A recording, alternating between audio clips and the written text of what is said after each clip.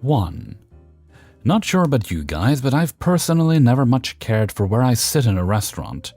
So long as I'm not freezing, i.e. being sat next to an outside exit or entry door when it's super cold outside, or I'm not jammed next to an obvious bathroom door that opens and closes a lot, allowing possible smells to waft out.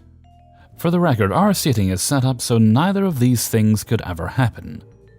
So that leads me to the other night. Something that made me kinda shake my head. I picked up a host shift for some extra quick, easy hours. This incident happened right before we were about to have all table reservations come walking in, about 15 to 20 minutes prior, and literally every table was reserved except for about 3 or 4 tables. An older couple walks in their 60s and asks for a booth. We have 9 booths total, but some are super large and accommodate 6 to 8 people. I asked if they had a reservation and they said no. I looked at our reservation app and it showed only 1 booth in our upper section of the dining room that they could safely sit at and not overlap a reservation. Although it was a large booth, for 6, my manager on duty said sure, sit them there. I said follow me right this way, and began to lead them to said booth. This required us to walk by the empty and reserved booths on the lower section. As I was about to sit them in it, they stopped, about 6 feet short, and said, "Not that booth," and gave me a sour look. They then asked to be seated at a reserved booth, which I then explained, as I pointed to the reserved table tents, that those are reserved booths and will be sat very soon. They then shook their heads adamantly about being sat in the open booth which they had initially requested, and which was open for them to sit in. And we then walked back to the host stand to find another option. The only thing open was a 4-top table on the opposite side of the restaurant, not a booth nowhere near windows like the other booths, and they agreed to sit there. Maybe it's a small thing, but I just couldn't understand their logic. Also, they totally camped for way too long, and then we had to rearrange the reservation for the table they were sitting at because the reservation came in on time, and they were still there, which means they were there for over 2 hours. 2. Let's call this customer Tim, although his actual name is just as generic. Anyway, I'm a 28-year-old female and have been working at this restaurant for 5 years as a second job. This is a small family-owned place that heavily relies on placating themselves to the members of a smallish town to be successful. But years in the business, 65-hour weeks, 70% staff reduction after COVID, equals bullshit tolerance at an all-time low. Tim comes in frequently, often saying he's too busy to stay for more than 1 drink, but ultimately always decides that my cuteness and beauty has changed his plans, and stays for 4+ hours. He tells long-winded stories about ridiculous things, like how he previously had a career racing exotic cars. He's an author, an engineer. He's supposed to inherit millions from his deceased mother, but his siblings sued him for it. You name it. He's literally asked me out before. I told him I'm gay, because he asked, and it doesn't seem to make a difference. But last night was the final straw. I had a small hole in the elbow of my shirt, which is just your basic black t-shirt. He pointed it out, and I just said, yeah, it's a work shirt, I've had it for years, it happens. To which he replies, "At least now I get to see more of you." I could actually vomit. 10 minutes later, he asks if he can pay me a compliment, and I say, if it has anything to do with my body or how pretty you think I am, no. He backpedals, saying that he obviously never meant anything by any of the things he said, but I'm over it. I tell him, you make me uncomfortable. He came in again today, and I was perfectly friendly. I greeted him, he sat down, I gave him a glass of wine. Another customer asks me what's new with me lately, and I'm talking to them for a bit. All of a sudden, Tim addresses me, saying he'll be needing his check. Because if I'm going to make him wait so long to eat, he will just go somewhere else. He says he's starving and doesn't have time for this. I say, "You don't want to eat here, is that correct?" He affirms. I hand him his check with a glass of wine. Maybe 5 minutes later we get a rush, so a few more groups come in and fill up the rest of the bar. Tim is telling everyone who sits down the service at the restaurant doesn't measure up, and it's so unfortunate, blah blah. He's showing people the merchant copy of the receipt where he crossed out the tip line and drew a frowny face, saying that this reflects the kind of service he receives. It's kind of funny because I'm like 2 feet away, well within earshot, and no one else is having a problem with the service they're receiving. His energy is so tragic that I don't think anyone would take him seriously. But man, the attention seeking is real. I hope he never comes back. I did tell one of the owner's kids about the interaction, and he said we should just stop serving him altogether. I wish we could permanently 86 every loser who targets me personally, but this guy's particular attempt to slander the business is good grounds to say that he generally does more harm than good. 3. Lordy, this brings me back.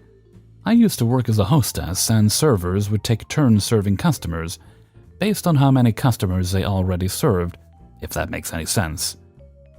One day a six-top came in, and I sat in server cookies section, so she was in the lead. Therefore, whoever came in after would get seated with another server. Right after I sit them, a family of 4 comes in. At the time, all of our booths were filled except for 2 round booths in the corners, on opposite ends of the restaurant. The round booths appear larger, but the table is significantly smaller than our regular booths, so we usually give them to 2 or 3 people or parents with a smaller kid. Back to the story. I explained to the family that we have 1 round booth left and the table is small, so if that wasn't an issue, I could seat them there. They were like, sure, so I lead them to the table, but halfway there, they point to the other round booth and said they wanted to sit there. I told them it was dirty and asked them if they were okay with waiting for it to be cleaned up. I was also trying to stall, because the booth they wanted was in cookies section, and because I had just sat her, I couldn't seat her again. They agreed, and went to the bathroom and eventually came out to the lobby. Once they were out, they asked me if the booth was ready, and I told them no, because the server was busy, and she'd clean it once she had a chance. They were getting agitated, and went to sit down again. I went back to doing hostess stuff, and eventually a party of 2 comes in. I go ahead and seat them, and the father of the family comes up to me angrily and says why I sat them before I sat his family. And I reply that they didn't request for a table, and he got mad and went back to waiting. Eventually, I sat the family, and Cookie comes up to me, looks confused ASF, and asked why I sat her again when it wasn't her turn. And I explained the whole thing, but she still seemed upset about it.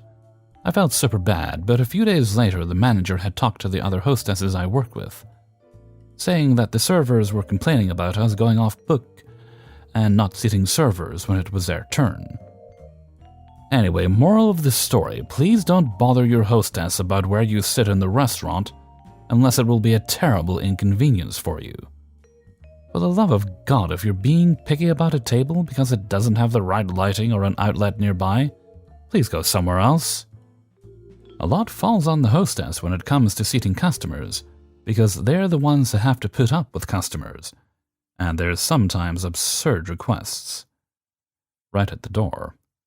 And as customers, they frankly do not know better, but it would irk me if I sat them somewhere and they just decide to move to a different server's section. Most of the time unknowingly, most of the time it's not their fault, but it does mess everything up. 4. So this just happened tonight. I went to use the bathroom and noticed a lady left her phone in the stall. Before I take a piss, I took her phone up front and let the hostess know there was a lost phone. I returned to the restroom and do what I gotta do. The lady walks in and immediately starts banging on the bathroom stall very loudly. There is no reason for this. It was dead silent in the bathroom, and we were the only 2 people. While continuing to bang on the door, she very loudly says, "I left my phone in there. I need my phone." I give your phone to the hostess, I try to say over the loud banging. This is not sufficient to her. She believes I'm trying to steal her phone. By the way, it was an iPhone 4. She is convinced I have the phone and starts reaching underneath the stall. There's a trash bin close to the door, and I found her phone sitting there. I'm trying to get my pants on as quickly as possible. However, my uniform is not built for quick trips to the bathroom. I finally unlock the door and this woman pushes right past me while I'm still in the stall. I still have half an ounce of patience left, so I ignore her and wash my hands. But of course, she didn't find it and instantly accused me of pocketing it. By the way, I told her where I left the phone multiple times. She then pulls my phone out of my back pocket. This is where I lost my shit. I snatch it back and start cussing her out, screaming in her face, threaten to beat her ass if she tries that again. I've never been in a fight, but this lady is in her 60s or 70s, so I feel confident I can take her. I try walking up front to get her phone, and of course she follows right behind me the whole time. I want to speak to your manager. Where's your manager? I need my phone back. Just constantly talking while I'm trying to walk away. We get to the front, and thank God my manager is standing there. I inform her that is my manager, and I hand her the phone. Once she has her phone, she was a completely different person. She starts to smile a little and plays the "I'm just a little old frail lady," and calmly explain to my manager about how I threatened to beat her ass in the bathroom. Her calmness pisses me off even more, and I say, "You're not going to mention the part where you tried to break into the stall when I was peeing, or putting your hands in my pocket?" She denied all of it. She demanded that I was fired or she would call the police. My manager sent me home, but I'm pretty sure he's on my side. He told me to still come in for my shift tomorrow. I'm not too worried about the job though, so don't feel bad for me. No point calling the police as there was no evidence. And while I did only get paid for the time I was at work, my manager gave me the tips I had already made. 5. I'm an experienced lead bartender who just left my last gig that I was with for 3 years to join with a new company. I've done it all through the COVID days and lockdown, from having no staff, no bar back, no servers, no manager, etc. So I've got all the ins and outs of the industry down on top of my years of experience. I've also worked in a variety of bar and restaurant settings and dive bar settings, so here's the scope. I recently started at a new bar a couple of weeks ago. It's a nicer whiskey bar, not a corporate chain, which I have vast knowledge on. They also have quite a few craft cocktails, seasonal drink specials, and a moderately sized food menu with weekly chef specials. It's not what you would call fine dining and not a dive bar. A nice casual bar and restaurant with a solid clientele and a somewhat rotating menu. When I started, I was never really told how many shifts would be counted for during training. I figured it would be somewhere around 3. After my first week was up, I got my hours for the following week and noticed that I still had training. I come to find out 5 shifts is the standard here. Well, no, you don't make jack for training and just gotta kind of deal with it. 5 shifts was pushing it, and I'll explain why. But I quietly agreed without a fuss. To begin my training, I was thrown to the well for the dinner rush, and was told to just read off the laminated copy of the drink set they had available to get everything down.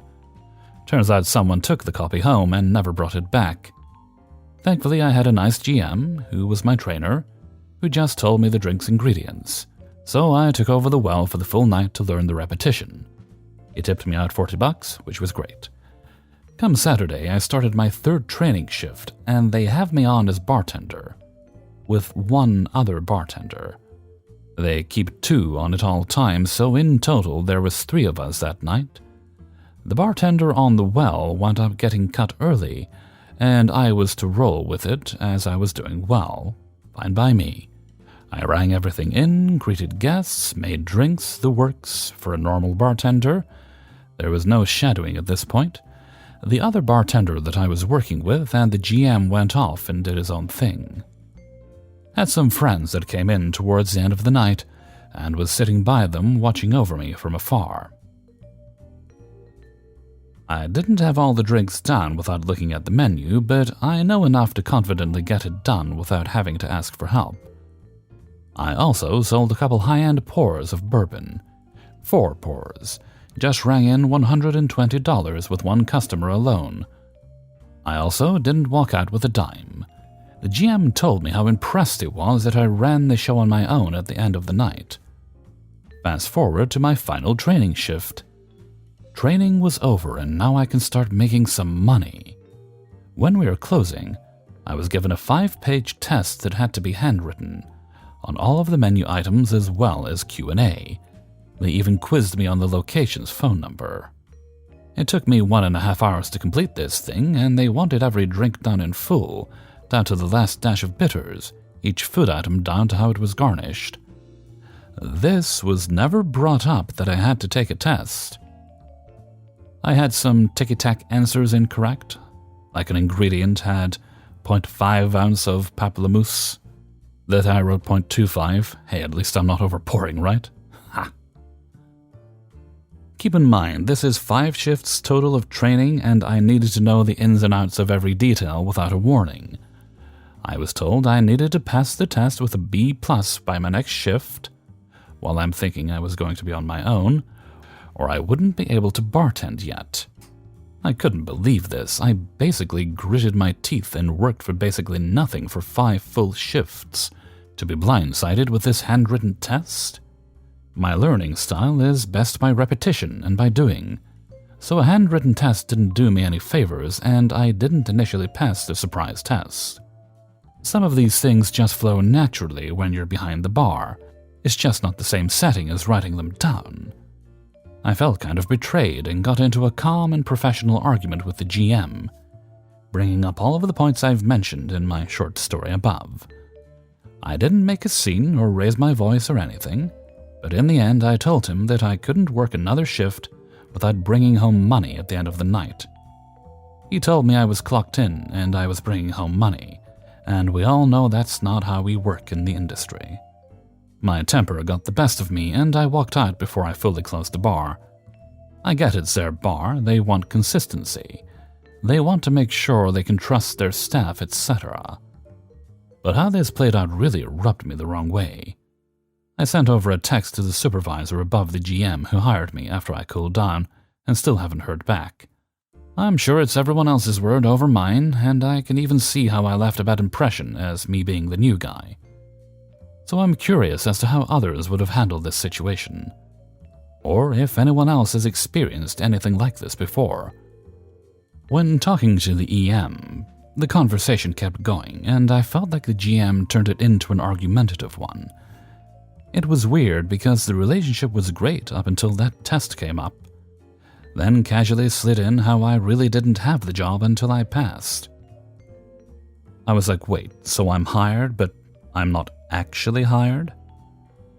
I just left my last job and I've been working minimum wage for a week, which I still haven't gotten a check for. To be surprised by this now? Hey everybody, Hellfreezer here, and thank you very much for listening to Spinning Plates, episode 189. And thank you very much to everybody who allowed me to use their stories in this video. If you enjoyed the video, then please do boop the like button and share it around with friends and family members. And thank you very much to everyone who's already done so. Alright, let's see. This is a Saturday, right? Yeah. Well, it went up on Saturday originally. Okay, let's see. Plans for tonight. I'll probably do another Phasmo stream tonight.